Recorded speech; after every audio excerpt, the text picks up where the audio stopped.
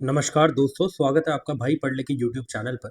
तो आपको पता है कि हम यूपीएससी सिविल सर्विसेज एग्जाम्स के प्रीलिम्स 2026 के लिए लास्ट 12 ईयर के प्रीवियस ईयर क्वेश्चंस को सॉल्व कर रहे हैं और हम हर दिन 10 क्वेश्चन सॉल्व करते हैं। और सिर्फ यहाँ पर मैं क्वेश्चन सॉल्व करके आगे नहीं बढ़ता, बल्कि हर एक क्वेश्चन का डिटेल्ड एक्सप्लेनेशन आपको देता हूँ। अगर उस पर्टिकुलर क्वेश्चन में कोई इंपॉर्टेंट कीवर्ड है जिससे रिलेटेड आगे आने वाले सालों में क्वेश्चंस देखने को मिल सकते हैं, तो उससे रिलेटेड सारा का सारा स्टैटिक का पोर्शन कवर करते हैं। और कुछ सेम ट्रिक्स और कुछ नहीं है बल्कि यूपीएससी की लैंग्वेज है। और ये यूपीएससी की लैंग्वेज कैसे हेल्प करती है क्वेश्चंस को सॉल्व करने में, ये मैं आपको सेशन में बताऊंगा। ये क्लासेस आपको मंडे टू फ्राइडे रोज दोपहर 2:05 पर देखने को मिलती है। अभी तक हमने डे 1 से लेके डे 10 तक 2014 का प्रीवियस ईयर पेपर सॉल्व कर लिया है, और डे नंबर 11 से लेके डे नंबर 20 तक हमने 2015 का भी प्रीवियस ईयर पेपर सॉल्व कर लिया है। आज हम डे नंबर 21 से 2016 का प्रीवियस ईयर पेपर सॉल्व करना स्टार्ट करने वाले हैं। अगर आपने पुराने लेक्चर्स देखे नहीं हैं तो कोई बात नहीं, आप इस लेक्चर को लेने के बाद यहाँ से डे 1 से वापस आप स्टार्ट कर लेना, और साथ ही साथ जो डेली क्लासेस आती है उन्हें आप कवर कर सकते हो। अब बिना टाइम वेस्ट करे आगे बढ़ते हैं और अपनी क्लास की तरफ चलते हैं। पहले मैं पेन चेंज कर लेता हूँ। अगर किसी को भी मेरी स्पीड ज़्यादा स्लो लगे तो वो 1.25 पर या 1.5 पर वीडियो की स्पीड को इंक्रीज करके देख सकता है। बाकी अभी हम 2016 का प्रीवियस ईयर पेपर सॉल्व करना स्टार्ट कर रहे हैं, ठीक है। ये फर्स्ट डे है, इसलिए आज हम क्वेश्चन नंबर 1 से स्टार्ट करेंगे और क्वेश्चन नंबर 100 तक जाएंगे।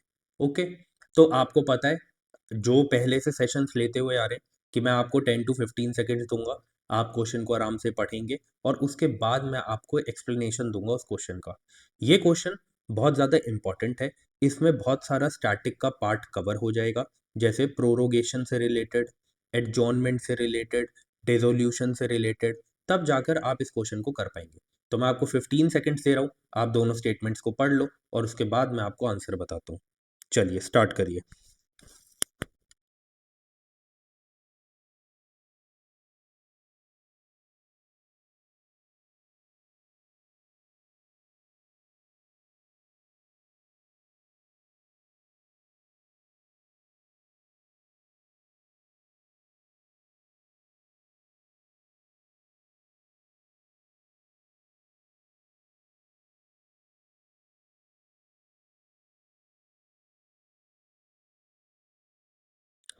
चलिए, आई होप आपने दोनों स्टेटमेंट्स पढ़ ली होगी। तो मैं आपको ये बता देता हूँ कि यार देखो, ये ना बहुत ही इंपॉर्टेंट कॉन्सेप्ट है, क्योंकि आगे आने वाले सालों में भी आपको इससे रिलेटेड क्वेश्चन देखने को मिलेंगे।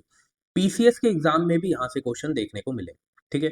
तो इसको पहले मैं सॉल्व कर देता हूँ। ऐसा लिखा गया है, अ bill pending in Lok Sabha lapses on it's prorogation. अब जिसको प्रोरोगेशन ही नहीं पता, वो क्या इस क्वेश्चन को सॉल्व करेगा, ठीक है।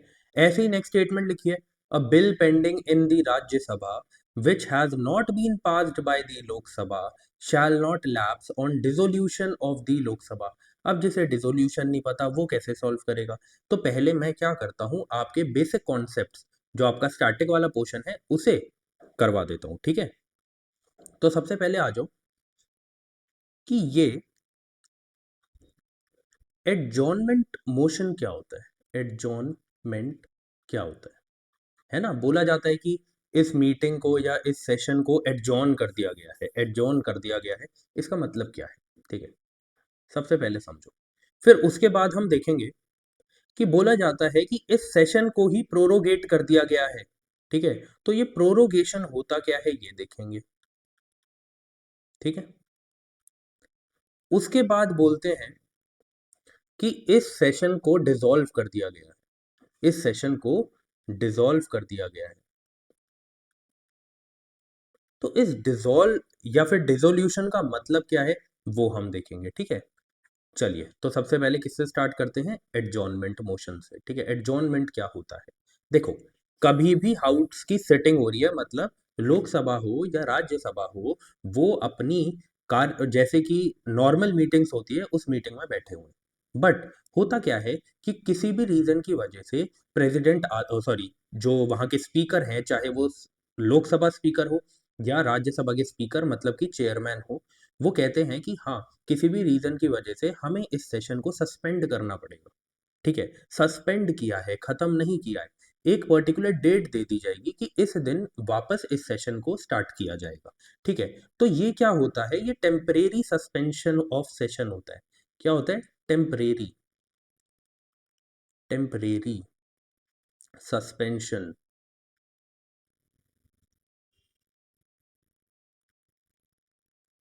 Of a house sitting.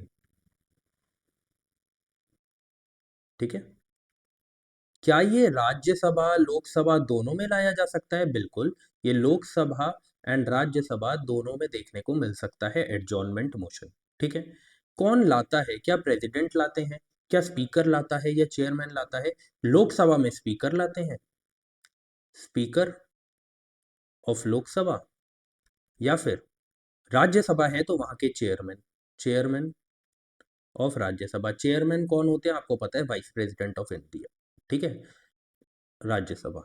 Okay, तो अब इसके बाद है कि क्या जब एडजॉर्नमेंट मोशन पास किया जाता है या ये बोला जाता है कि इस मीटिंग को एडजॉर्न किया जा रहा है, तो उस टाइम पर जितने भी पेंडिंग बिल हैं उस सेशन में, क्या वो सारे के सारे खत्म कर दिए जाते हैं, वो सारे के सारे लैप्स हो जाते हैं? नहीं, जब भी एडजॉर्नमेंट मोशन होता है तो जो भी बिल होंगे, ठीक है, मैं ऐसे लिख देता हूँ, बिजनेसेस या बिल्स लिख देता हूँ, जो बिल्स हैं इज इक्वल टू अलाइव, मतलब वो रहते हैं, वो लैप्स नहीं होते हैं। ठीक है, ये आपको याद रखना है। ओके, अब प्रोरोगेशन पे आते हैं। प्रोरोगेशन क्या होता है? जैसे यहाँ पर टेम्परेरीली सस्पेंशन किया जा रहा है हाउस की सेटिंग का, यहाँ पर टेम्परेरी बेसिस पे नहीं होता है। यहाँ पे क्या किया जाता है? फॉर्मली पार्लियामेंट के सेशन को एंड कर दिया जाता है। मतलब आपको पता है जैसे कि क्या होता है कि बजट सेशन है, मॉनसून सेशन है, विंटर सेशन है, जब इसको क्या कर दिया जाता है, जब इसको फॉर्मली एंड कर दिया जाता है कि आज ये सेशन खत्म हो चुका है, ठीक है, और नेक्स्ट जो मीटिंग है उसका पता नहीं है, जब तक डिसाइड नहीं होगा तब तक उस मीटिंग को करवाया नहीं जाता, उस सेशन को करवाया नहीं जाता, उसे हम प्रोरोगेशन ऑफ सेशन बोलते हैं। ठीक है, तो ये क्या है? The formal and, formal end of a parliamentary, parliamentary session. ठीक है, ओके, क्या ये लोकसभा और राज्यसभा दोनों में हो सकता है? बिल्कुल। ओके, कौन लाता है? यहां हमने देखा ये स्पीकर ऑफ लोकसभा या चेयरमैन ऑफ राज्यसभा लाते हैं, यहां पर ऐसा नहीं है। प्रोरोगेशन ला सकते हैं सिर्फ कौन? President of India, president of India. ठीक है, यहाँ पे छोटा सा बाय लिख देता हूँ, बाय प्रेसिडेंट ऑफ इंडिया, ये आप याद रखना। ओके, अब क्वेश्चन ये है कि बिल्स का क्या होता है? क्वेश्चन ये है, चलो मैं इसे थोड़ा सा फिर से कर देता हूँ यहाँ पे, ताकि जब आप रिवाइज करें पीडीएफ से तो आपको समझ में आ जाए। पीडीएफ आपको यहाँ मिल जाएगी। ठीक है, अब यहाँ पर क्या है कि जितने भी पेंडिंग बिल्स हैं क्या वो लैप्स कर जाते हैं? नहीं, ऑल पेंडिंग बिल्स किसी भी सेशन में हो वो अलाइव होते हैं। तो हमने एक चीज तो देखी, देखो, बिल्स जो हैं वो अलाइव रहेंगे, लेकिन यार ये भी है, ये भी बता देता हूँ, अगर नोटिसेस हैं, नोटिसेस हैं, हर एक सेशन का अलग नोटिस होता है, ठीक है, तो ये लैप्स कर जाता है। हर एक सेशन का अलग नोटिस होता है तो वो लैप्स कर जाता है, बट बिल अलाइव रहते हैं। ठीक है, ये बात आपको याद रखनी है। तो हमने ये देखा कि चाहे प्रोरोगेशन हो या एडजॉर्नमेंट हो, दोनों में बिल्स अलाइव हैं। तो बिल्स लैप्स कब होते हैं? तो अब समझते हैं डिसॉल्व, या फिर मैं इसे ऐसे लिख देता हूँ, डिसोल्यूशन। ठीक है, जब सेशन डिसॉल्व हो जाए या डिसोल्यूशन हो, तो मैं ऐसे लिख देता हूँ, डिसोल्यूशन। ठीक है, यहां पर क्या होता है? इसका मतलब है कि सेशन एंड नहीं हो रहा या मीटिंग को टेम्परेरी बेसिस पर एंड नहीं कर रहे। डिसोल्यूशन का मतलब क्या है? डिसोल्यूशन का मतलब है कि अब इस टाइम लोकसभा की लाइफ ही खत्म हो गई। या तो करंट सेशन चल रहा हो, करंट जो गवर्नमेंट है वो कोलैप्स कर जाए, उस टाइम पर डिसोल्यूशन होता है, या तो फिर उनका टेन्योर पूरा हो जाए तब डिसोल्यूशन होता है। ठीक है, तो इसका मतलब क्या है? To end the life of Lok Sabha. अब मैंने यहाँ पर लोकसभा लिखा है, तो क्या डिसोल्यूशन राज्यसभा में नहीं आ सकता? बिल्कुल नहीं आ सकता। कल की ही क्लास में मैंने आपको समझाया था, डिसोल्यूशन सिर्फ लोकसभा में होता है, राज्यसभा में नहीं होता। क्यों? क्योंकि राज्यसभा के मेंबर्स जो होते हैं वो हर 2 साल में एक तिहाई मतलब 1/3 ऑफ द मेंबर्स रिटायर होते हैं और उनकी जगह दूसरे मेंबर्स आते हैं। तो इस वजह से राज्यसभा कभी भी डिसॉल्व नहीं होती। ये मैंने कल आपको समझाया था। बट लोकसभा डिसॉल्व होती है।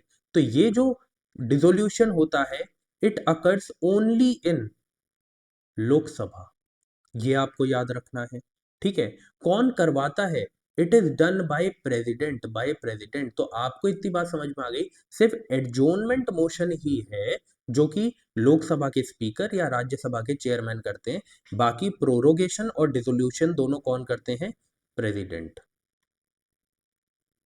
ठीक है, ये आपको याद रखना है। ठीक है, कब कब होता है मैंने अभी आपको बता दिया, या तो वो अपनी मेजोरिटी हार जाए लोकसभा में करंट सरकार, या तो उनका टेन्योर पूरा हो जाए। ठीक है, अब बिल के ऊपर यहां से क्वेश्चन बने हैं, आगे आने वाले सालों में भी दिखेंगे। ठीक है, जब भी व्हेन लोकसभा डिसॉल्व्स, तो बिल्स पर क्या असर पड़ता है? बिल्स पर क्या असर पड़ता है वो हम देखेंगे। ठीक है, अब देखो, फर्स्ट कुछ ही है, ज्यादा नहीं है, 5 है, याद रखना और इसे रट लो। क्यों? क्योंकि इससे क्वेश्चन रिलेटेड पूछे गए हैं, आगे आने वाले सालों में दिख जाएंगे, और क्या पता 2026 में या 2027 में भी आपको देखने को मिले। ठीक है, तो अब देखो जरा, इसमें बोला ये गया है कि अगर पेंडिंग है bill, pending bill at the first house. अब फर्स्ट हाउस क्या है इधर? मान लेता हूं कि फर्स्ट हाउस हम मानते हैं किसको? अभी बताता हूँ, एक मिनट बस। फर्स्ट हाउस हम मानते हैं लोकसभा को। मान लो कोई भी बिल स्टार्ट होता है, कहाँ से आना? लोकसभा से वो स्टार्ट होता है बिल। ठीक है, लोकसभा में वो इंट्रोड्यूस किया जाता है बिल, और अभी वो बिल लोकसभा में पेंडिंग है, वो राज्यसभा तक गया नहीं, अभी तो लोकसभा में ही पास नहीं हुआ। लेकिन अगर करंट सरकार का डिसोल्यूशन हो जाए, करंट लोकसभा का डिसोल्यूशन हो जाए, ठीक है, तो उस टाइम पर वो बिल क्या कर जाएगा? लैप्स कर जाएगा। ठीक है, क्योंकि वो बिल लाया तो गया लोकसभा में, पर उसे क्या किया गया? उसे पास नहीं किया गया, अभी भी वो पेंडिंग ही था। तो ऐसे बिल लैप्स हो जाएंगे। सेकंड चीज समझते हैं, सेम चीज, अगर पेंडिंग बिल जो है, pending bills at the first house, ठीक है, पर वो फर्स्ट हाउस कहाँ पे है? वो राज्यसभा है। इस बार मान लो कोई भी बिल को इंट्रोड्यूस करा जाता है, कहाँ पर? राज्यसभा में। अभी वो वहां पर पेंडिंग है, लोकसभा तक गया नहीं, पहुंचा नहीं, और राज्यसभा में भी अभी पास नहीं हुआ, सिर्फ पेंडिंग है। तो ऐसे बिल लोकसभा की डिसोल्यूशन की वजह से लैप्स नहीं होते, अलाइव रहते हैं। ये आपको याद रखना है। ठीक है, थर्ड, अगर मान लो कि पास्ड बाय, पूरी चीज अभी हिंदी में समझाऊंगा, चिंता मत करो, पहले लिख देता हूं। पास्ड बाय फर्स्ट हाउस, चाहे वो लोकसभा हो या राज्यसभा हो, and pending at second house, चाहे वो लोकसभा हो या राज्यसभा हो। ठीक है, ऐसे बिल लैप्स कर जाते हैं। मतलब क्या है, अभी समझाता हूँ। देखो, दो तरीके हो सकते हैं। मान लो कि पहले बिल लोकसभा में लाया गया, ठीक है, यहाँ पर पास कर दिया गया, यहाँ पे पास कर दिया गया, अब वो राज्यसभा पहुंचा है, राज्यसभा में अभी वो पेंडिंग है, राज्यसभा में अभी वो पेंडिंग है, पर लोकसभा क्या हो गई? डिसॉल्व हो गई। तो ऐसे केस में भी बिल लैप्स कर जाएगा। सेकंड केस क्या हो सकता है, इसी का बता रहा हूं, थर्ड वाले का ही सेकंड केस क्या हो सकता है। मान लो वो बिल राज्यसभा में इंट्रोड्यूस हुआ, वहां पर पास भी हो गया, और फिर कहाँ लाया गया, वो लाया गया लोकसभा में।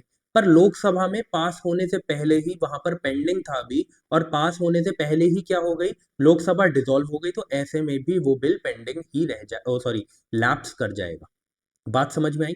दोनों चीजें, दोनों केसेस पॉइंट नंबर 3 में होंगे, तो वो लैप्स कर जाएगा बिल, ठीक है। उसके बाद फोर्थ, अगर इन दोनों में पास हो गया, मान लो कि लोकसभा में गया, राज्यसभा में गया, पास हो गया दोनों में, अब प्रेसिडेंट के पास है, पर जब ये प्रेसिडेंट के पास पहुंचा तो लोकसभा डिसॉल्व कर गई, तो ऐसे में भी क्योंकि वो प्रेसिडेंट तक पहुंच चुका है, इसीलिए वो बिल अलाइव रहेगा, वो किसी हाउस में नहीं है, अब वो प्रेसिडेंट के पास पहुंच चुका है। तो अगर कोई भी बिल रीच कर जाए, रीच्ड प्रेसिडेंट, तो वो बिल क्या हो जाएगा, वो बिल अलाइव ही रहेगा, ठीक है। अब फिफ्थ, ये चीज याद रखना, अगर ये लास्ट है, अगर कोई भी बिल पेंडिंग हो, कहां पर, किस चीज के लिए, कि उसे एग्जामिन किया जा रहा है कमेटी ऑफ गवर्नमेंट एश्योरेंस से, तब भी वो अलाइव ही रहेगा। मतलब pending bill, pending bill to be examined by committee on government assurance,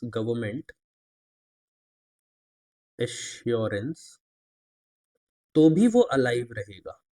तो बस ये याद करो कि भाई लैप्स कहाँ पे हो रहा है, दो जगह पे हो रहा है। अगर बिल पेंडिंग है फर्स्ट हाउस लोकसभा में और लोकसभा डिसॉल्व हो जाए तब लैप्स हो जाएगा, और अगर ये वाले जो मैंने दोनों केसेस बताए पॉइंट नंबर 3 में, यहाँ पे लैप्स होगा, बाकी सारी जगह अलाइव है, ठीक है। ये बात आपको याद रखनी है। अब ना, अगर कोई भी क्वेश्चन इन तीनों से आता है, तो आप तो आंख बंद करके उसे सही कर दोगे। जहां दिखा प्रोरोगेशन, प्रोरोगेशन दिखा, मैंने बताया प्रोरोगेशन में बिल अलाइव ही रहता है भाई, यहाँ पे लैप्स क्यों लिखा है, हटाओ इसे, यहाँ तो अलाइव रहेगा। प्रोरोगेशन और एडजोर्नमेंट में तो अलाइव ही रहता है। स्टेटमेंट गलत हो गई। आ जाओ, a bill pending in Rajya Sabha was has not been passed by the Lok Sabha shall not lapse on the dissolution of Lok Sabha. Correct है, कौन सा पॉइंट है देख लो जी, आ जाओ। पॉइंट नंबर 2 है कि अभी वो क्या है, पेंडिंग है राज्यसभा में, वो लोकसभा तक पहुंचा तक नहीं है, वो अभी तो राज्यसभा में पेंडिंग है, तो ऐसे बिल अलाइव रहते हैं, वही वहां पर लिखा हुआ है, ठीक है। तो इसका ऑप्शन नंबर क्या हो गया, option number 2 is the right answer.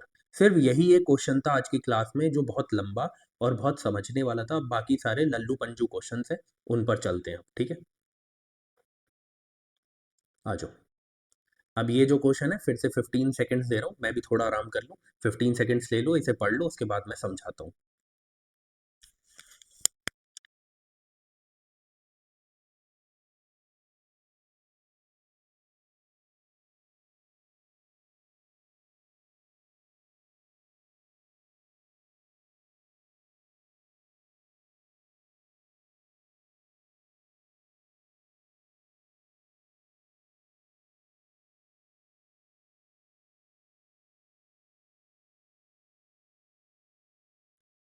चलिए, आई होप आपने पढ़ लिया होगा।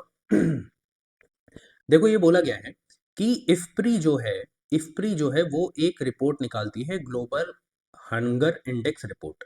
ये इफ्प्री क्या है, इसकी फुल फॉर्म मैं यहाँ पे लिख देता हूँ। It is international food policy research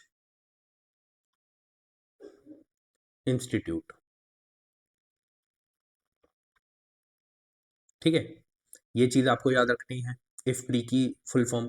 अब ये एक रिपोर्ट निकालती है, बोला गया है कि इनके जो इंडिकेटर्स हैं वो कौन कौन से हैं। देखो, इनके 4 इंडिकेटर्स होते हैं, उनमें से 3 तो यहीं पे दे रखे हैं, ठीक है। एक चौथा भी है, वो मैं लिखवा दूंगा अभी। देखो होता क्या है, अंडर नरिशमेंट। अंडर नरिशमेंट का सिंपल मतलब ये है कि वो सारे लोग जो अंडर नरिश्ड हैं टोटल पॉपुलेशन में से, वो क्या है, वो अंडर नरिशमेंट में आएंगे, वो अंडर नरिश्ड में आएंगे, ठीक है। चाइल्ड स्टंटिंग, स्टंट का मतलब, ये बात याद रखना, स्टंट का मतलब है हाइट रुक गई है। मतलब कि हो क्या रहा है, वो लोग चिल्ड्रन चिल्ड्रन वो बच्चे, children under age 5 who suffers, मैंने क्या बोला कि उनकी एज सॉरी हाइट रुक गई है, हु सफर्स लो हाइट, ऐसे लिख देता हूं, लो हाइट, लो हाइट किसके अकॉर्डिंग, उनकी एज के according, low height for their age. मतलब समझ लो वो बच्चा जो है वो 20 साल का, सॉरी 5 साल का हो चुका है, पर उसकी हाइट अभी भी 3 साल के बच्चे के जितनी है।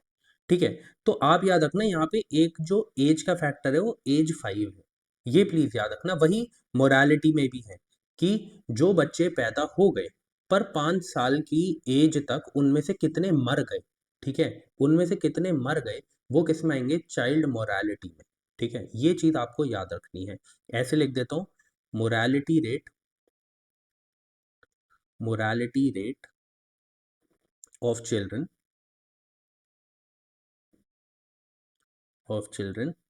under age 5। ठीक है, पैदा हो गए बट एज 5 में, मतलब कि 5 साल के होने से पहले ही जितनों की डेथ हो गई, उससे डेटा निकाला जाता है मोरालिटी का। स्टंटिंग आपको समझ में आ गया कि हाइट उस हिसाब से नहीं है जिस हिसाब से उनकी एज है। कहाँ तक देखा जाता है, जब तक उनकी उम्र 5 साल की नहीं होती है। एक लास्ट इंडिकेटर है, टोटल 4 इंडिकेटर्स होते हैं, कितने होते हैं, 4 इंडिकेटर्स होते हैं। आपने 3 देख लिए, लास्ट में लिखवा देता हूँ इधर। एक होता है, फोर्थ जो होता है वो कौन सा होता है, चाइल्ड वेस्टिंग। याद रखना हो, मैं बता देता हूँ स्टंटिंग और वेस्टिंग को कैसे याद रख सकते हो, अभी बताता हूँ। वेस्टिंग, इसको वेस्टिंग को याद कैसे रखो कि जो वेस्ट है ना, जो वेस्ट है वो कम है, वेस्ट कम है तो मतलब क्या है कि वेट कम है, ऐसे याद रखो। देखो हर चीज तो याद नहीं होती, बट जो चीजें ट्रिक से याद रख सकते हैं वो रखो यार। तो वेस्ट कम है मतलब वेट कम है, ठीक है, तो उनको देखा जाता है। सेम वही चीज है, children under age 5, age 5 who suffers from, किससे सफर कर रहे हैं वो, low weight, low weight for their height. ठीक है, वहां क्या फैक्टर था, वहां फैक्टर था एज का, यहाँ फैक्टर क्या है, हाइट का, कि जितनी उस बच्चे की हाइट है उसके हिसाब से उसका वेट कम है। क्या मिनिमम रिक्वायरमेंट है, एज 5 ही होनी चाहिए। तो ये 4 फैक्टर्स है जो आपको पता होने चाहिए थे, इससे ज्यादा कुछ जानने की जरूरत नहीं है। आगे अगर आएगा ऐसा क्वेश्चन तो ऐसे नहीं आएगा, ये आ जाएगा कि चाइल्ड स्टंटिंग का क्या मतलब है, चाइल्ड वेस्टिंग का क्या मतलब है। ठीक है, क्योंकि इन दोनों में ही कंफ्यूज किया जा सकता है। ओके, आगे बढ़ते हैं। चलिए, फिर से आपको 15 सेकेंड्स देता हूँ। ठीक है, ये क्वेश्चन ना, अब जिसने कल की क्लास ली है, मतलब डे नंबर 20 देखा है, वो इस बात को समझ गया होगा भाई साहब, एकदम सेम टू सेम क्वेश्चन। बस पता है उसमें क्या किया है, इस क्वेश्चन में एक ऑप्शन चेंज कर दिया है, ये वाला, बस, नथिंग एल्स।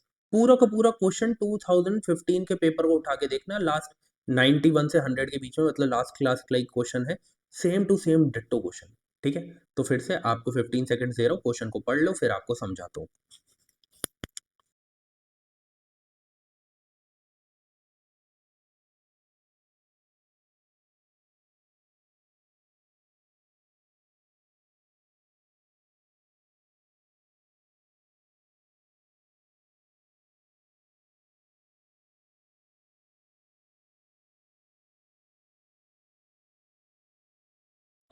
चलिए, आई होप आपने अब तक पढ़ लिया होगा। देखो, अगर आप में से कोई ऐसा है कि किसी की स्पीड थोड़ी स्लो होती है, धीरे धीरे वो बढ़ जाएगी, तो अगर आपको ऐसा लगता है कि हाँ 15 सेकेंड्स कम है, 20 सेकेंड्स कम है, तो फिर आप कोई बात नहीं, वीडियो को पॉज करो, आराम से देखो। ठीक है, अब देखो जरा, इसमें लिखा गया है, there has been persistent deficit budget year after year, which actions या फिर action of the following can be taken by the government to reduce the deficit. Okay जी, देखो फिर से कल वाली सेम चीज समझाऊंगा अभी। मान लो ये गवर्नमेंट है, गवर्नमेंट के पास रेवेन्यू से पैसा आता है, रेवेन्यू से पैसा आता है, और वो एक्सपेंडिचर करते हैं फिर गवर्नमेंट पे। सबसे देसी भाषा में समझा रहा हूँ, वो एक्सपेंडिचर करेंगे किस पर? जनता पर। ठीक है। अब डेफिसिट का मतलब क्या है? कि जितना रेवेन्यू आ रहा है उससे ज्यादा एक्सपेंडिचर हो रहा है। यहाँ पे क्या हो रहा है कि रेवेन्यू जितना आ रहा है उससे ज्यादा एक्सपेंडिचर हो रहा है। ठीक है, जितना पैसा आ रहा है उससे ज्यादा पैसा खर्च किया जा रहा है। अब इसको अगर आपको इक्वल करना है, ठीक है, या इस डेफिसिट को कम करना है, इस डेफिसिट को मान लो कम करना है, तो क्या करना पड़ेगा? या तो अपने रेवेन्यू को बढ़ा लो किसी भी तरीके से, या तो अपने एक्सपेंडिचर को कम कर लो। दो ही तरीके हो सकते हैं, तो इन ऑप्शंस में भी वही ढूंढना है। रिड्यूसिंग रेवेन्यू एक्सपेंडिचर, बिल्कुल कल भी समझाया था, है ना, कि अपना एक्सपेंडिचर ही कम कर दो तो डेफिसिट भी कम हो जाएगा। इंट्रोड्यूसिंग न्यू वेलफेयर स्कीम्स, यार एक बात बताओ, अगर नई वेलफेयर स्कीम्स लाएंगे तो और एक्सपेंडिचर करना पड़ेगा और पैसा फेंकना पड़ेगा जनता के ऊपर। तो इससे क्या होगा? इससे तो डेफिसिट बढ़ता जाएगा। वैसे ही रेवेन्यू नहीं आ रहा है, और ज्यादा एक्सपेंडिचर करोगे तो और घाटे में जाओगे। समझे? तो this is not the right answer. Rationalising subsidies, rationalising subsidies का मतलब क्या है? पहले मान लो कि यहाँ पे 100 लोग थे, उनको सब्सिडीज प्रोवाइड करी जा रही थी। अब मान लो उसमें कुछ ऐसे भी लोग थे जिनको जरूरत नहीं थी सब्सिडी देने की। रेशनलाइजेशन का मतलब क्या है? कि अब क्योंकि हमें समझ में आ गया कि यार डेफिसिट में हम जा रहे हैं, तो हम क्या करेंगे? इन 100 में से भी उन 70 को ढूंढेंगे जिनको जरूरत है, मतलब कि जिनको ज्यादा जरूरत है, और सिर्फ उनको ही सब्सिडीज प्रोवाइड कर रहे हैं। मतलब हम क्या कर रहे हैं? हम अपनी सब्सिडीज को रेशनलाइज कर रहे हैं और ज्यादा प्रैक्टिकल बना रहे हैं। ठीक है, तो बिल्कुल ऐसा करेंगे तो क्या होगा? एक्सपेंडिचर कम होगा तो डेफिसिट भी कम होगा। रिड्यूसिंग इम्पोर्ट ड्यूटी, अगर सरकार इम्पोर्ट ड्यूटी कम कर देगी तो उनका रेवेन्यू भी तो कम हो जाएगा। और वैसे ही डेफिसिट में चल रहे हैं, रेवेन्यू वैसे ही कम है, और कम कर दोगे तो फिर डेफिसिट कैसे कम होगा? ये तो और ज्यादा बढ़ जाएगा। तो क्या करेंगे? हटाओ इसे साइड में। तो क्या हो गया? 1 और 3। कल भी यही दो ऑप्शंस करेक्ट थे। ठीक है, सेम क्वेश्चन उठा के पेल दिया है यहाँ पे। बस इसको क्या ध्यान रखना है कि जो रिड्यूसिंग इम्पोर्ट ड्यूटी जो है वो एक नया ऑप्शन बस डाल दिया था इन्होंने, और कुछ नहीं था। बट कल जो कॉन्सेप्ट समझाया था, अगर वो किया होता तो ये क्वेश्चन इजीली हो जाता। आगे बढ़ते हैं। हाँ जी, ये देख लीजिए। ये वाला लेक्चर तो आप देख ही रहे हैं अभी यूट्यूब पे, कि लास्ट 12 ईयर के प्रीवियस ईयर क्वेश्चंस कर रहे हैं। ठीक है, जहाँ पे हम 10 क्वेश्चंस डेली सॉल्व करते हैं, मंडे टू फ्राइडे। आपको पता है दोपहर 2:05 पर आपको ये वीडियो मिल जाती है ना? ऐसे ही मंथली करंट अफेयर्स जो है हम सैटरडे को सॉल्व करते हैं। सैटरडे को मैं आपको लेक्चर प्रोवाइड करता हूँ, कितने बजे? 2:05 पर ही करता हूँ। ठीक है, ये करंट अफेयर्स हम 4 पार्ट्स में कवर कर रहे हैं थ्रू क्वेश्चंस। ठीक है, पार्ट 1 से लेके पार्ट 3 तक आपकी सारी करंट अफेयर्स हो जाएगी मंथ की। पार्ट 4 में मैं आपको प्लेसेस इन न्यूज़ करवाऊंगा, प्लेसेस इन न्यूज़। ठीक है, ताकि प्लेसेस इन न्यूज़ वाला लेक्चर या फिर उसकी जो पीडीएफ है आपके पास एक सेपरेट पीडीएफ हो। बाकी यहाँ पर एक इंपॉर्टेंट टॉपिक करंट अफेयर्स का डेली। डेली का मतलब मेरा ये है कि यार, अगर मुझे लगता है कि हाँ इस दिन इस चीज़ के बारे में आपको नॉलेज होनी चाहिए और आपके यूपीएससी के लिए भी इम्पोर्टेंट है, तो मैं वो एक इम्पॉर्टेंट करंट अफेयर का टॉपिक डेली का डालता हूँ, जिसमें मैं आपको डिटेल्ड एक्सप्लेनेशन देता हूँ। यह आपको सुबह 7 बजे मिल जाता है। ठीक है, 7 बजे या 7:05 पे, इसके बीच में आपको ये लेक्चर मिल जाएगा। ठीक है, यहाँ पे आप आके चेक कर सकते हैं। बाकी हर तीनों की, तीनों चीज़ों की अलग अलग प्लेलिस्ट बनी हुई है, तो जिसने नहीं देखे हैं वो जाकर देख सकता है। आगे बढ़ते हैं। 4th क्वेश्चन, फिर से आपको मैं दे रहा हूँ 15 सेकेंड्स, इसे पढ़ लो। पेमेंट बैंक से रिलेटेड क्वेश्चन है, बहुत ही इंपॉर्टेंट स्टैटिक का टॉपिक है। ठीक है, आज ये पेमेंट बैंक ही ऐसे खत्म कर देंगे कि फिर से उठा के पढ़ने की जरूरत ना पड़े। ठीक है, और फिर ये तो टुच्ची मुच्ची सी स्टेटमेंट से ये भी क्लियर हो जाएंगी। ओके, चलिए 15 सेकेंड से आपके पास, स्टेटमेंट को पढ़िए।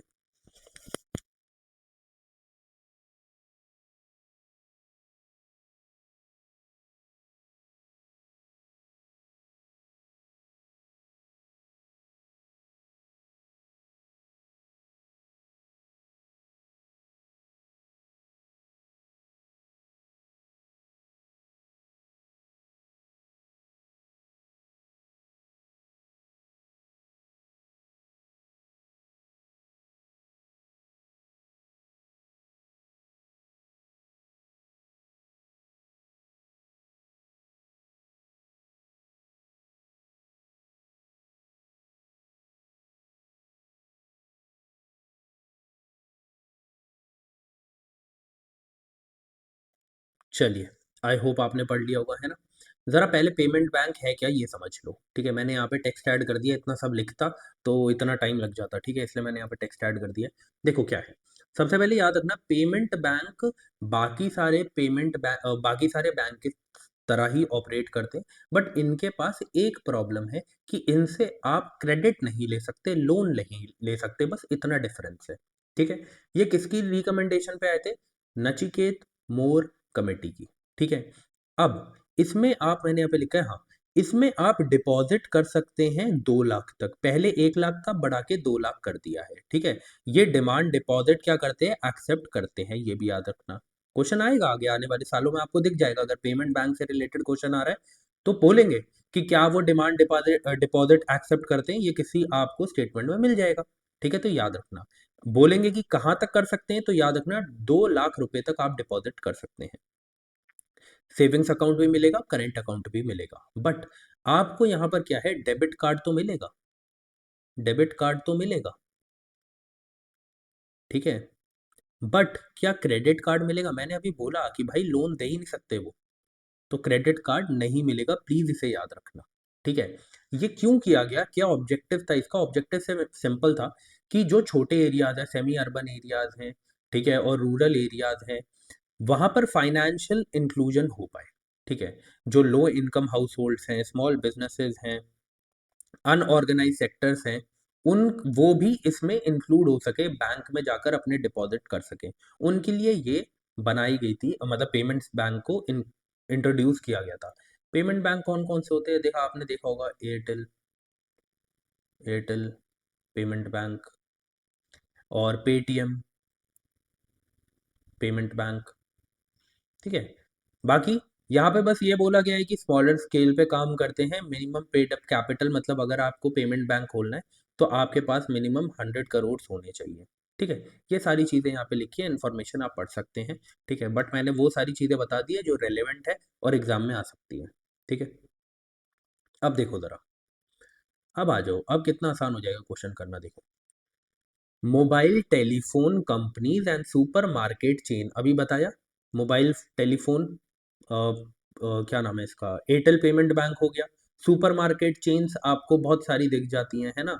वो भी ये कर सकती है, रिलायंस का भी है पेमेंट बैंक, ऐसे बहुत सारे पेमेंट बैंक्स है that are owned and controlled by residents, बिल्कुल सही बात है, residents are eligible to be promoter of the payment bank, ये भी ठीक है, ठीक है?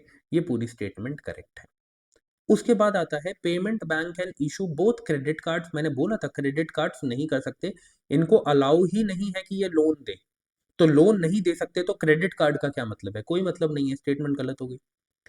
Payment banks cannot undertake lending activities, एक बात बताओ, यहाँ पे बोला कि क्रेडिट कार्ड दे सकते हैं और यहाँ पे लिख दिया है कि कैनॉट अंडरटेक लेंडिंग एक्टिविटीज, तो दोनों ही एकदम ऑपोजिट थी, तो उसी से आप करेक्ट कर सकते थे कि अगर ये स्टेटमेंट करेक्ट है तो ये इनकरेक्ट होगी, अगर ये इनकरेक्ट है तो ये करेक्ट है, तो ये इनकरेक्ट होगी, बट नॉलेज हमेशा काम आती है, इस वजह से अगर आपने पेमेंट बैंक के बेसिक्स पढ़े होते तो आपको पता होता कि लोन देना इन्हें अलाउड ही नहीं, ओके?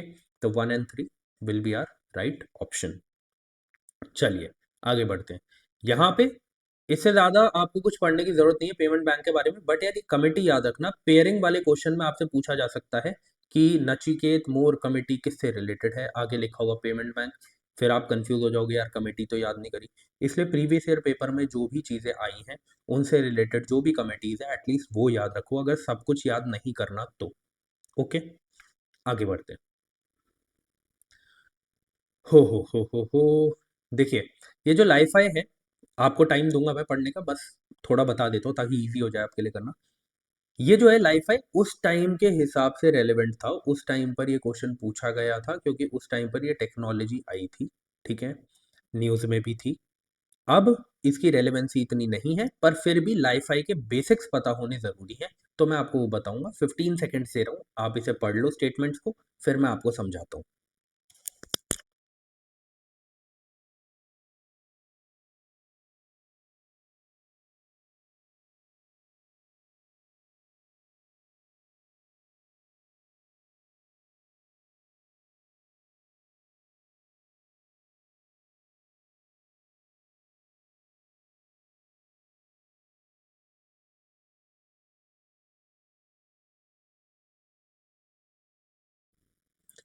चलिए, आई होप आपने अब तक पढ़ लिया होगा। अब देखो, with reference to LiFi, LiFi का मतलब क्या है, फुल फॉर्म क्या है, इसकी जो फुल फॉर्म है वो है लाइट फिडेलिटी। ठीक है। होता क्या है, आपने जैसे वाईफाई देखा है ना, आपका क्या है, ये भी वायरलेस ट्रांसमिशन है। ठीक है, आपको नेट प्रोवाइड कर रहा है, सब कुछ प्रोवाइड कर रहा है। ऐसे ही लाइफाई, लाइफाई किस पे वर्क करता है, ये लाइट बीम पर, लाइट बीम पर डिपेंडेड है। ठीक है, डिपेंडेंट है। ओके, किस पे डिपेंडेंट है, लाइट बीम पर। मतलब कि एक एरिया से दूसरे एरिया तक लाइट के थ्रू डेटा को ट्रांसफर किया जा सकता है। ठीक है। अब बोला गया है it uses light as a medium for high speed data transmission. बिल्कुल ठीक बात है। हाई स्पीड डेटा ट्रांसमिशन का मतलब क्या, आप ये समझो कि ये 100 Gbps, GBR, क्या लिख दिया, Gbps तक का डेटा ट्रांसफर कर सकता है, ये आपको याद रखना है। साथ ही साथ it is a wireless technology and is several time faster than wifi. बिल्कुल, देखो वायरलेस टेक्नोलॉजी तो है, ठीक है, सेवरल टाइम्स, बिल्कुल। वाईफाई से वाईफाई से वाईफाई से ऐसे लिखता हूँ, पूरे स्टेटमेंट लिख देता हूँ, Li-Fi is 100 times faster than wifi. ठीक है, स्पीड तो मैंने यहाँ पे आपको बता ही दिया, 100 Gbps की स्पीड है यहाँ पे। ठीक है, तो ये सिंपल क्वेश्चन था, उस टाइम के हिसाब से रेलेवेंट था, आज के टाइम से इतना नहीं है। बट क्योंकि एक टेक्नोलॉजी है तो उसके बेसिक्स आपको पता होने चाहिए, बेसिक्स सिर्फ इतना ही है, इससे ज़्यादा कोई याद रखने का मतलब नहीं है। ओके, आगे बढ़ते हैं।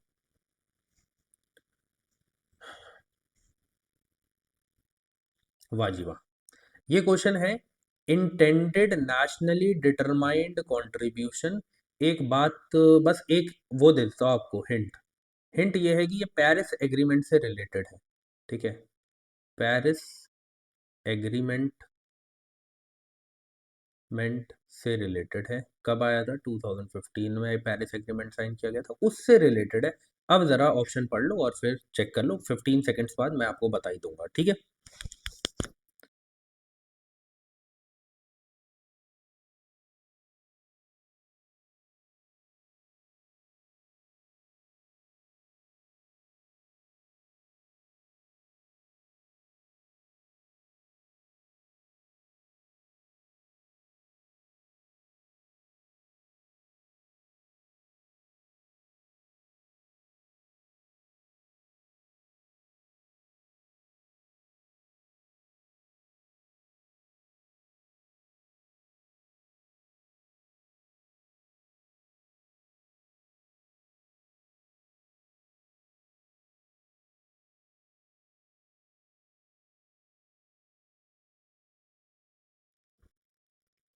चलिए, आई होप आपने सारी स्टेटमेंट्स पढ़ ली होंगी।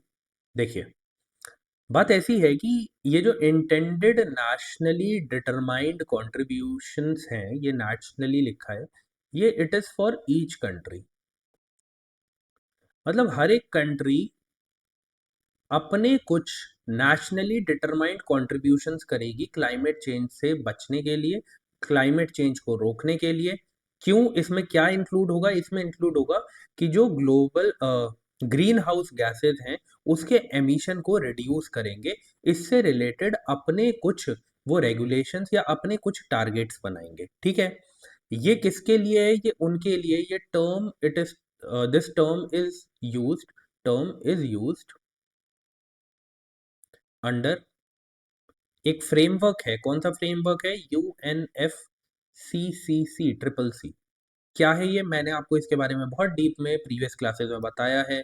ठीक है, क्या है ये, मैंने सबको समझाया, अभी फुल फॉर्म बता देता हूँ, United Nations framework convention on climate change. ठीक है, तो क्लाइमेट चेंज आपको पता होता कि किसके अंडर आ रहा है, तभी आप इस क्वेश्चन को देख लेते और कर देते। ठीक है, इसके तहत वो क्या करते हैं, इसके तहत वो बात करते हैं रिडक्शन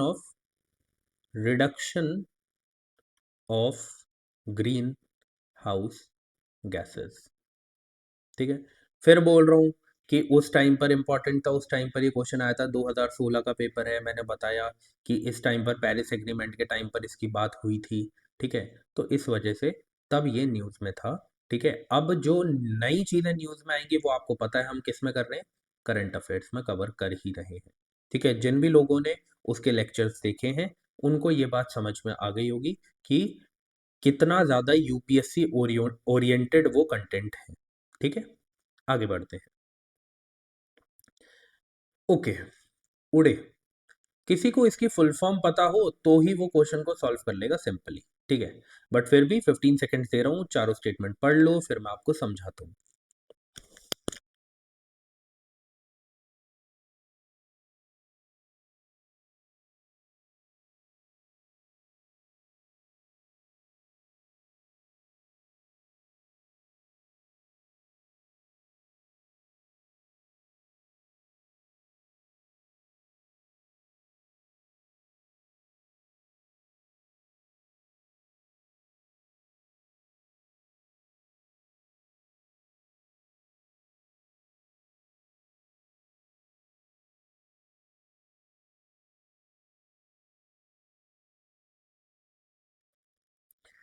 चलिए, आई होप आपने अब तक पढ़ लिया होगा।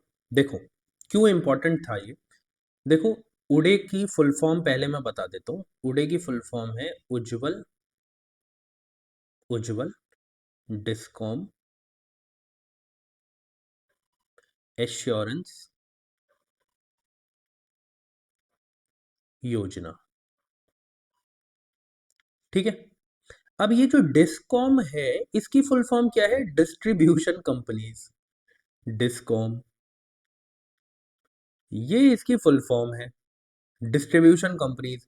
अगर सिर्फ आपको बेसिक, मैं बोल रहा हूं ना, बेसिक नॉलेज भी होती कि उड़े क्या है, ठीक है, सिर्फ इतना पता होता, और डिस्कॉम से ही आपको समझ में आता है डिस्ट्रीब्यूशन कंपनीज, यही करेक्ट आंसर है। बट इतना नहीं पढ़ना, और भी चीजें देख लेते हैं। ठीक है, ये क्यों इंपॉर्टेंट थी उस टाइम पर, इसे लॉन्च किया गया था, लॉन्च किया गया था, इसे लॉन्च्ड इन 2015। ठीक है, कौन सी मिनिस्ट्री के अंदर आता है, मिनिस्ट्री ऑफ पावर, ये आपको याद रखना है। ठीक है, तो उस टाइम पर इसलिए इंपॉर्टेंट थी, 2016 का पेपर है, 2015 में इस स्कीम को लॉन्च किया गया था, तो क्यों नहीं न्यूज में रहेगी। ओके, दूसरी चीज, इस क्वेश्चन से हमें क्या समझ में आ रहा है, वो सारी स्कीम्स जो उस पर्टिकुलर ईयर में लॉन्च हुई है उसके बारे में आपको पता होना चाहिए। लाइक 2026 का आप पेपर दे रहे हो, तो 2025 में और 2026 में जो स्कीम्स लॉन्च हो रही है उसके बारे में आपको बेसिक्स पता होने चाहिए।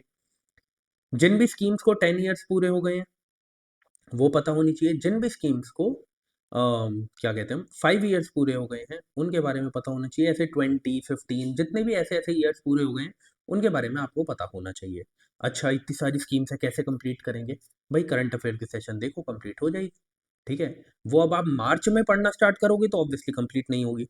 अभी से नवंबर से स्टार्ट करोगे, अक्टूबर की करंट अफेयर से स्टार्ट करोगे तो ऑब्वियसली हो जाएंगे। ठीक है, और ऐसा नहीं है अक्टूबर से स्टार्ट कर रहा हूँ, आगे आने वाले दिनों में आपको दिखेगा कि एक साथ ही मैं जून से लेके सितंबर तक की करंट अफेयर्स डाल दूंगा।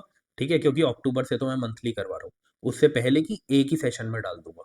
ओके, अब देखो जरा, इस स्कीम को लाने का मतलब था क्या। इस स्कीम को लाने का मतलब सिर्फ इतना था कि जो डिस्कॉम्स हैं, ठीक है, जो स्टेट ओन्ड डिस्ट्रीब्यूशन कंपनीज हैं, उनको फाइनेंशियल टर्न अराउंड दिया जाए। फाइनेंशियल टर्न अराउंड कैसे दिया जाएगा, तो गवर्नमेंट ने बोला कि इस स्कीम के तहत, इस स्कीम के तहत स्टेट गवर्नमेंट जो है, स्टेट गवर्नमेंट क्या कर सकती है, will take, will take 75% of the debt of state owned discoms, state owned discoms।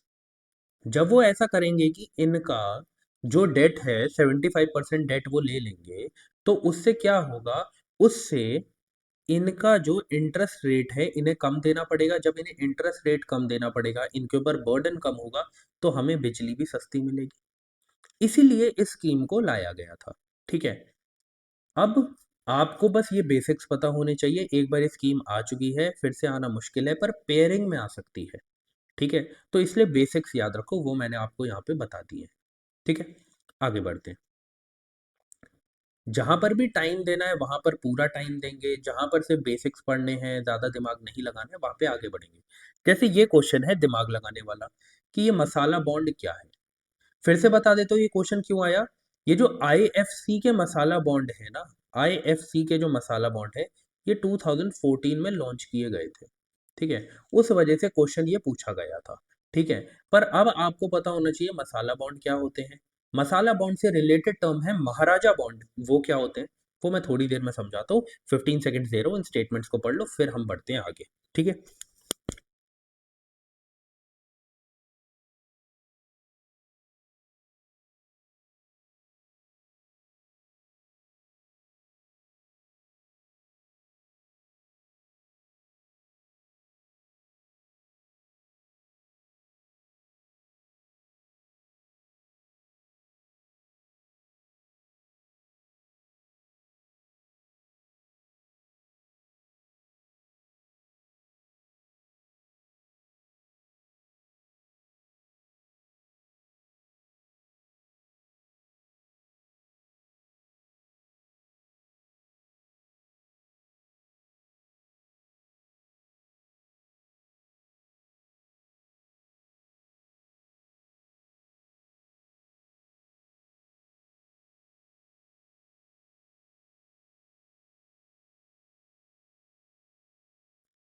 Okay, आपने पढ़ लिया होगा अब तक।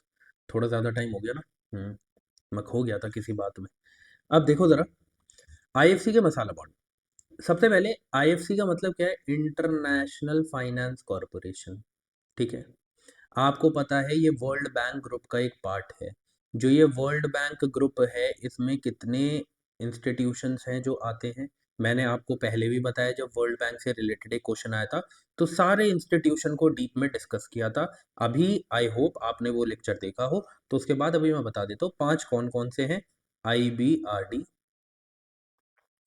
ठीक है, प्लस IFC, जो इस जिससे रिलेटेड अभी क्वेश्चन है, plus MIGA, plus IDA, plus ICSID। ठीक है, इसको मिला के वर्ल्ड बैंक ग्रुप बनता है। ठीक है, IBRD, IFC, मेगा और IDA का इंडिया मेंबर है। बट ये जो लास्ट वाली ऑर्गेनाइजेशन है, इंस्टीट्यूशन है, इसका इंडिया मेंबर नहीं है, ये भी पता होना चाहिए। अब आते हैं अपने क्वेश्चन पे। बोला गया है, the international finance corporation which offers this bond is a arm of world bank. बिल्कुल, मैंने आपको बताया आर्म है वर्ल्ड बैंक की। ठीक है, इसका काम क्या है, ये जो इंटरनेशनल फाइनेंस कॉरपोरेशन है, इसका काम है कि जितनी भी डेवलपिंग कंट्रीज में प्राइवेट सेक्टर है, उनको उनकी ग्रोथ को लेकर उन्हें प्रमोट करे। प्रमोट कैसे करेंगे, उनको इन्वेस्टमेंट प्रोवाइड कर कर। ये आईएफसी का काम है। कहाँ पे, डेवलपिंग कंट्रीज में, याद रखना। ओके, बोला गया है they are rupee denominated bonds and are a source of debt financing. अच्छा जी, debt financing for public and private sector. ठीक है, तो ये आपसे क्वेश्चन पूछा गया है, तो ये है एकदम करेक्ट। दोनों स्टेटमेंट्स इसमें करेक्ट है। बट फिर से मसाला बॉन्ड और महाराजा बॉन्ड से रिलेटेड क्वेश्चन आगे आ सकता है, तो मैंने यहाँ पे आपके लिए इंफॉर्मेशन मेंशन करी है। मैं आपको समझा देता हूँ इजी वे में। ठीक है, ये मसाला बॉन्ड जो है वो क्या है। देखो, मान लो आप हो एक इंटरनेशनल मार्केट में, इंटरनेशनल मार्केट में। ठीक है, इंटरनेशनल मार्केट का मतलब है कि इंडिया से बाहर हैं आप। ठीक है, वहां पर आपको कोई कंपनी स्टार्ट करनी है। ठीक है, और आप लोन लेना चाहते हैं। आप क्या चाहते हैं, आप लोन लेना चाहते हैं। बट मसाला बॉन्ड्स जो है, वो कैसा लोन आपको प्रोवाइड करेंगे, वो आपको प्रोवाइड करेंगे लोन रुपी में। कहाँ पर, इंटरनेशनल मार्केट में भी रुपी में लोन प्रोवाइड करेंगे।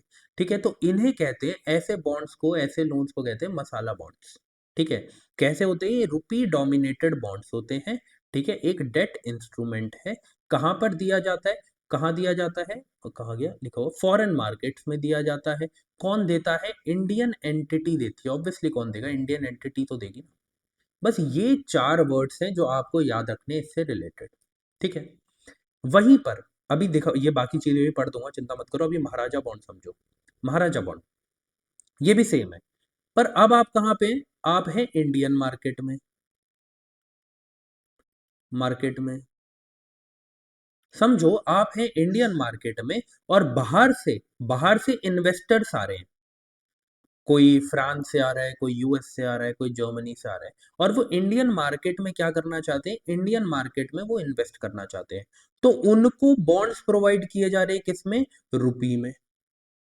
लेकिन डिफरेंस ये है, मसाला बॉन्ड इंटरनेशनल मार्केट में किए जाते हैं, फॉरेन मार्केट में किए जाते हैं, ठीक है? और महाराजा बॉन्ड्स दिए जाते हैं कहाँ पर? कहाँ लिखा है? इंडियन डोमेस्टिक कैपिटल, ठीक है, इंडियन डोमेस्टिक मार्केट में। ये आपको याद रखना है। दोनों में सिर्फ इतना सा ही डिफरेंस है, ये इंटरनेशनल मार्केट में दिए जाते हैं, ये इंडियन मार्केट में दिए जाते हैं, ठीक है? दोनों रुपी डोमिनेटेड है, ये आपको याद रखना है। बस इतना सा डिफरेंस है दोनों में, ठीक है? अब यहाँ पर और क्या चीज़ें हैं कि लोकल करेंसी में दी जाते हैं, इससे क्या होगा कि हमारा जो रिस्क ऑफ करेंसी फ्लक्चुएशन है वो कम होगा, ठीक है? क्योंकि हम अपनी करेंसी को दूसरी करेंसी में कन्वर्ट नहीं कर रहे, हम अपनी करेंसी में ही बॉन्ड बना रहे हैं, ठीक है? इसे रेगुलेट कौन करता है? मसाला बॉन्ड को आरबीआई करती है, सेबी करती है। इतनी चीज़ें आपको पता होनी चाहिए, ये बेसिक्स हैं। ये इकोनॉमिक्स का एक बहुत ही इम्पोर्टेंट पार्ट है, ठीक है? तो आपको पता होना चाहिए ये, ठीक है? अगर मसाला बॉन्ड से रिलेटेड क्वेश्चन आ सकता है तो महाराजा बॉन्ड से रिलेटेड भी आ सकता है। ओके, चलिए, इसका आंसर मार्क कर दिया ना? हाँ जी, आगे बढ़ते हैं। ओके, ये भी बहुत इंपॉर्टेंट क्वेश्चन है हिस्ट्री का। आज आपके हिस्ट्री के भी दो टॉपिक कवर हो जाएंगे, एक कृष्ण देव राय से रिलेटेड और एक विजयनगर से रिलेटेड, ठीक है? फिर से आपको दे रहा हूं मैं कितने मिनट, कितने सेकंड, 15 सेकंड्स, और फिर इसको मैं समझाता हूँ।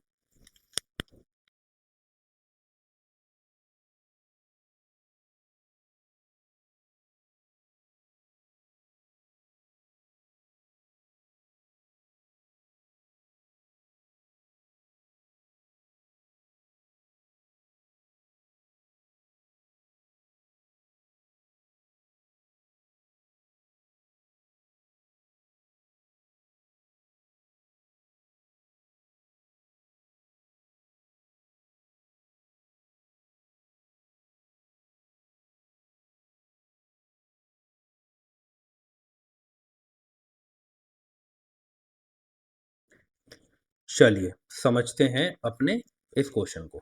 अब देखो जरा, एक बात याद रखना, विजयनगर जो एम्पायर है ना, उसमें जो टैक्सेशन पॉलिसी थी,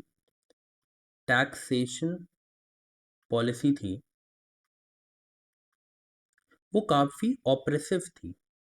मतलब हर किसी को टैक्स देना पड़ता था, छोटे से छोटे व्यक्ति को भी, ठीक है? छोटे से छोटे व्यक्ति, एक रॉन्ग वर्ड है, छोटा से छोटा काम करने वाले व्यक्ति को भी, ठीक है?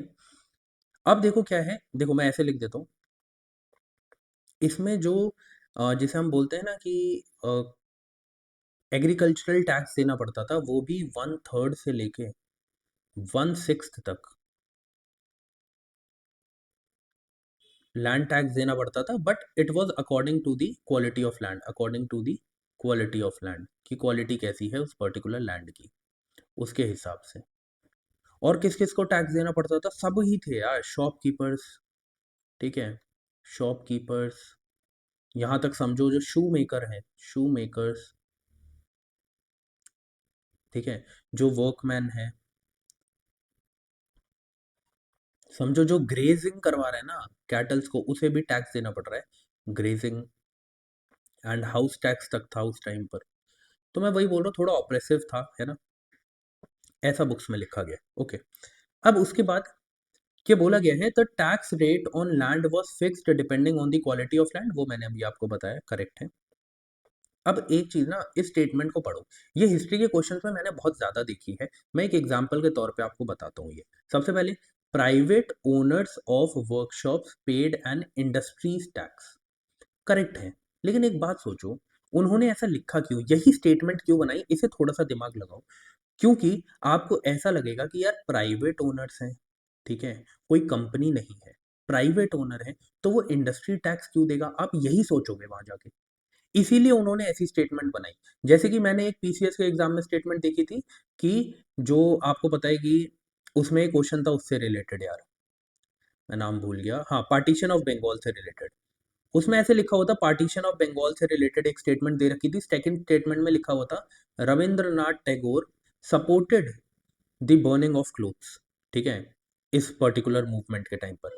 अब सोचो कि इतने सारे लोगों ने सपोर्ट किया होगा, ठीक है, पर रविंद्रनाथ टैगोर से रिलेटेड ही क्यों पूछा गया? क्योंकि यही थे जिन्होंने सपोर्ट नहीं किया था। तो इस बात को भी याद रखा करो कि इनके बारे में ही क्यों ऐसा पूछा गया है।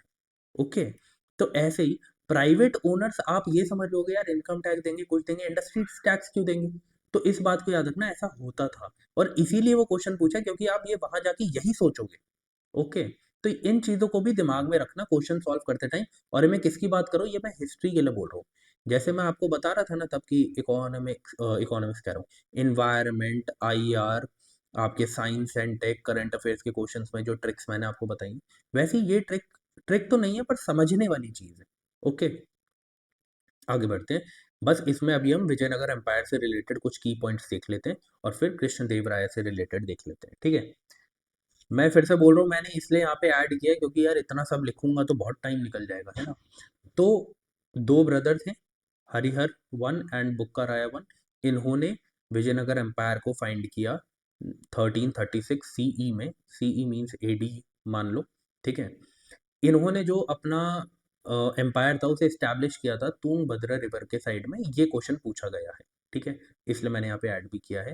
कैपिटल इनकी विजयनगर थी। आज के टाइम से देखोगे तो हम्पी कर्नाटका में है। ओके, फाउंडेशन इसका क्यों किया गया था? आपने देखा था जो मुस्लिम इन्वेजन था, ठीक है, वो काफ़ी ज़्यादा बढ़ता जा रहा था, तो उसको, उसके प्रोमिनेंस को कम करने के लिए, ठीक है, उसके लिए इसकी फाउंडेशन हुई थी विजयनगर अंपायर की, ठीक है। विजयनगर अंपायर में भी आप देखेंगे तो चार डायनेस्टीज आती हैं अलग अलग। एक सबसे पहले आई थी संगम, ठीक है, ये लिखवा देता हूँ, ये यहाँ पे मेंशन नहीं है।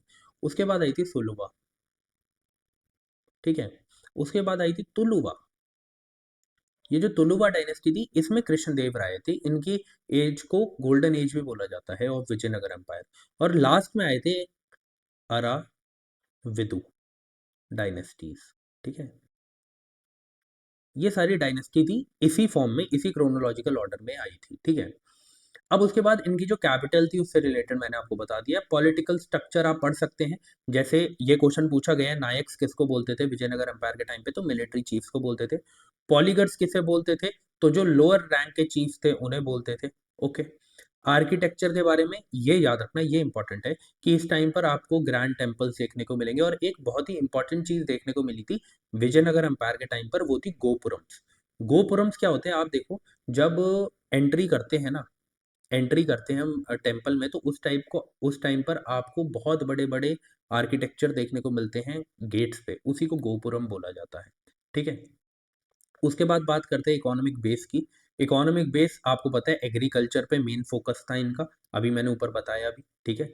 उसके बाद डिक्लाइन देखने को मिला, एक बैटल ऑफ तालीकोटा हुई थी, उसके बाद इनका डिक्लाइन शुरू हो गया था। उसके बाद विजयनगर एम्पायर खत्म हो गया था, ठीक है। सबसे प्रोमिनेंट लीडर यही थे उस टाइम पर, एम्परर कृष्णदेव राया। इनके बारे में जान लेते हैं, बहुत इंपॉर्टेंट है इनके बारे में जानना, ठीक है। अभी मैंने आपको बताया तुलुवा डायनेस्टी से रिलेटेड थे, ठीक है। ये कौन सी थी? ये थर्ड डायनेस्टी थी, थर्ड डायनेस्टी। अभी ऊपर बताया था ना, सबसे पहले आई थी संगम, फिर सुलुवा, फिर तुलुवा आई थी, ठीक है। उस थर्ड डायनेस्टी के भी ये क्या थे? Third and the most prominent ruler. इनका कार्यकाल याद रखना 1509 से 1529 तक। इंपॉर्टेंट क्यों है?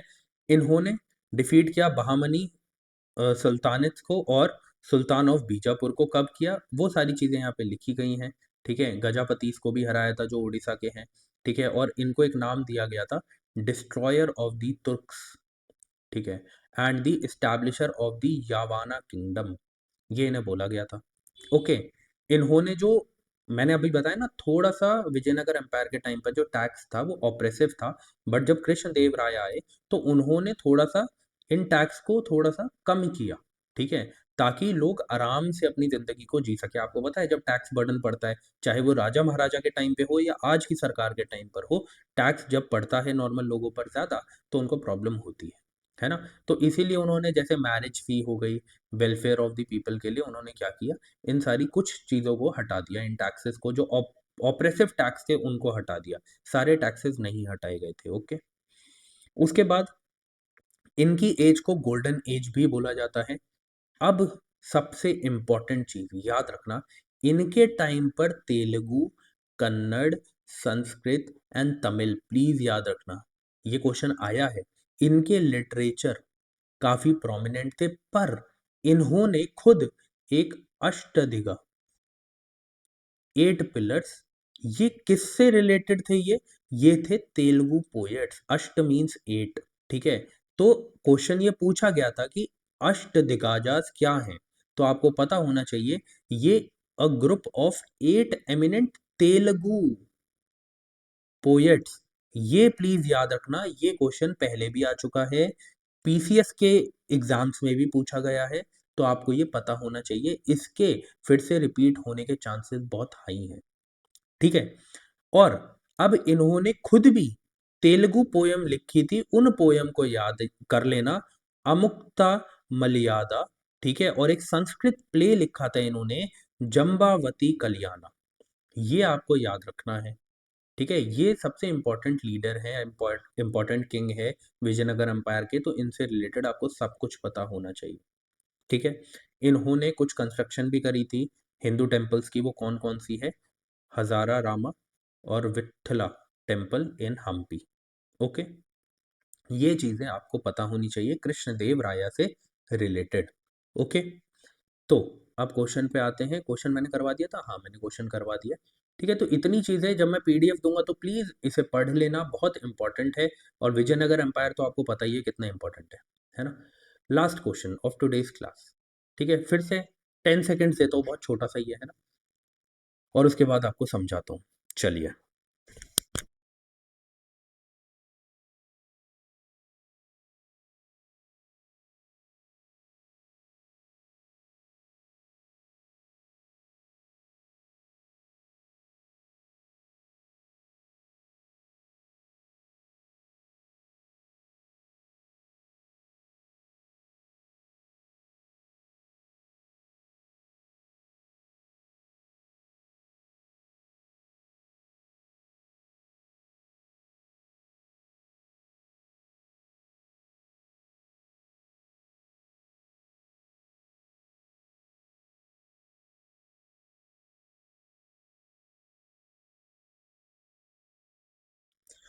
चलिए, अब तक तो आपने पढ़ ही लिया होगा, है ना? अब देखो, ये जो चारों दिए गए हैं ना इधर ऑप्शंस, चारों को अच्छे से पढ़ना है। आज इससे रिलेटेड क्वेश्चन आया है, आगे आने वाले सालों में इससे रिलेटेड देखने को मिलेगा। ओके, अब देखो जरा, बोला गया है, which of the following books of the ancient India has a love story of a son of the founder of Shunga dynasty? Who was the founder of Shunga dynasty? ये तो पता होना चाहिए ना, पुष्यमित्र शुंगा, पुष्य मित्रा शुंगा। शुंगा को SUNGA भी लिखते हैं और SHUNGA भी लिखते हैं, क्योंकि यहाँ पे SUNGA लिखा है तो मैं यही वाली स्पेलिंग लिख देता हूँ, ठीक है? NGA, okay. इनका सन कौन था? पुष्यमित्र शुंगा, जिनके ऊपर ये कहानी लिखी गई है, तो आपको पता होना चाहिए इनका नाम था किंग अग्निमित्र। अब आपको पता होता कि इनके सन का नाम किंग अग्निमित्रा है, तो यहाँ पे एक ही है अग्निमित्रा के नाम से, तो यही इसका राइट ऑप्शन है। तो मालविक और अग्निमित्र, ठीक है, ये पूरा इसका नाम है। जो इनकी बुक थी, ये एक लव स्टोरी पे बेस्ड एक बुक थी। क्या हमें याद रखना है कि क्या लव स्टोरी थी? नहीं जी, ओके। इसके बाद ये किसने लिखी थी? By Kalidas, okay. कालिदास जी कौन सी सेंचुरी में लिख के गए हैं? 7th century AD, okay. ये आपको याद रखना है। ये लिखा है स्वप्न वसा वदता, ये किन्होंने लिखा है? ये एक संस्कृत प्ले है, क्या है? ये सारे ही वैसे संस्कृत प्ले हैं, ठीक है, संस्कृत में लिखा गया है। ओके, किसने ये लिखा है तो ये भी याद रखना आ सकता है, भाषा, ठीक है। उसके बाद मेघदूत, ये भी किसने लिखा है, ये भी संस्कृत में है। किसने लिखा है, कालिदास, ठीक है। उसके बाद रत्नावली, ये किसने लिखा है, ये हर्षवर्धन ने लिखा है। पर ये भी एक रोमांटिक स्टोरी है, तो अगर ऐसा आ जाए ना कि अगली बार इधर तो इनकी लव स्टोरी से रिलेटेड पूछ लिया, अगली बार ये पूछ लिया जाए रत्नावली से रिलेटेड अगर क्वेश्चन आए तो कैसे आएगा।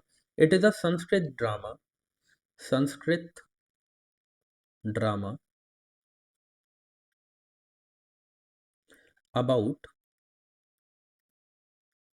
अ प्रिंसेस, जिनके नाम पे ये लिखी हुई है, प्रिंसेस रत्नावली, उन्हीं के नाम पे है ये बुक, रत्नावली,